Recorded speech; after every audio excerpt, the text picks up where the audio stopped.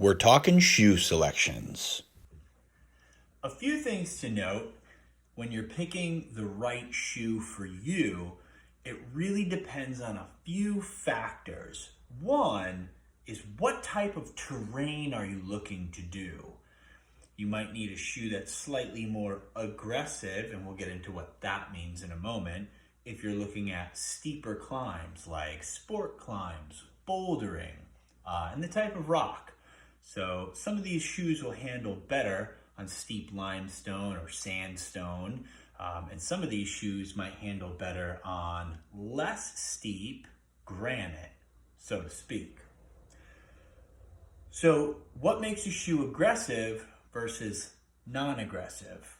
Well, for instance, if we take this Evolve Luchador here, we'll see that the bottom of the shoe has a relatively non-aggressive, continuous last on it. The sole goes from toe to heel, and there's not much of an arch designated to the shoe. It's not what we consider downturned. If I go all the way down the line to this Evolve Shaman, we can see that we have two parts, a specific arch.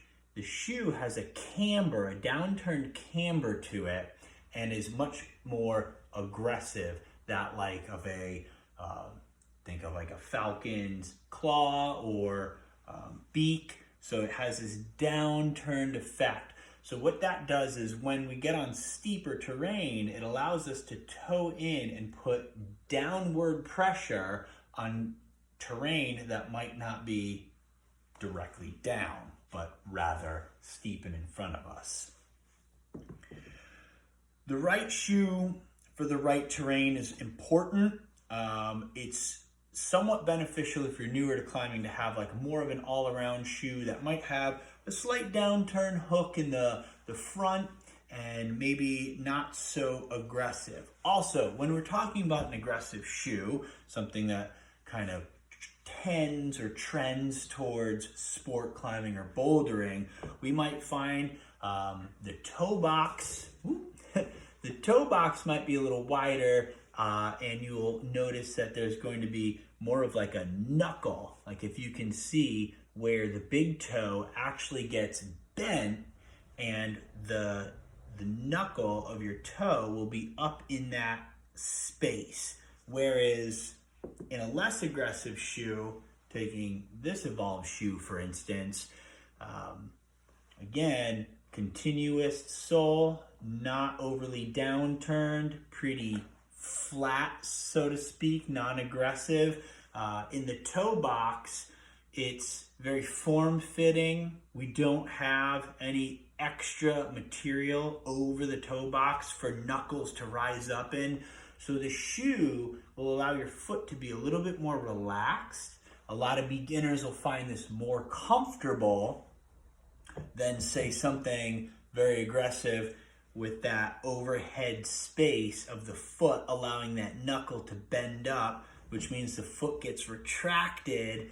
A tighter fit, a more aggressive fit, actually shaping that foot in that downward angle, a downward talon-like feature, and that space for that knuckle of your big toe to rise up in, allowing us to put downward pressure on holds in steep terrain.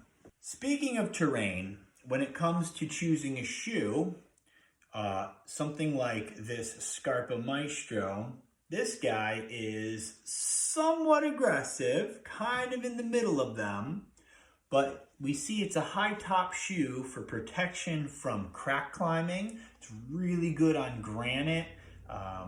With a shoe like this, it gives us a slightly more narrow toe box so that we're not bunched up like this, and we're not quite as relaxed as this. So somewhere in the middle, and having that space where we can have a somewhat scrunched foot, but not all the way like a boulder or sport climbing shoe, allows us to find cracks, wedge our foot in, and twist to toe jam.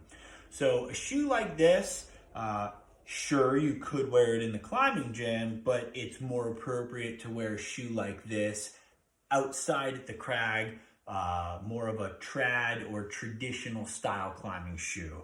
So you might see this in the White Mountains, in the Gunks, in the Adirondacks, maybe the Sierra Nevadas, whereas you're more likely to see shoes like these aggressive shoes, limestone climbing. Here in the Northeast where I live, we have applicable places that are within a 20-minute drive time where this shoe is applicable, and then over on the other side of that wall or a different pitch might require this. So you'll find in different areas of the country or different areas, even just locally here in the Whites, where bringing both of these shoes to the crag is very appropriate and oftentimes common practice. So it's not necessarily that one shoe fits all. Maybe you have two pairs of shoes, or many in this case, where the shoe is the tool to execute the route or to accomplish the route, right? It's like having the appropriate tool for the appropriate job. So that's a good way to think about it. And I hope this helps you pick the right shoe.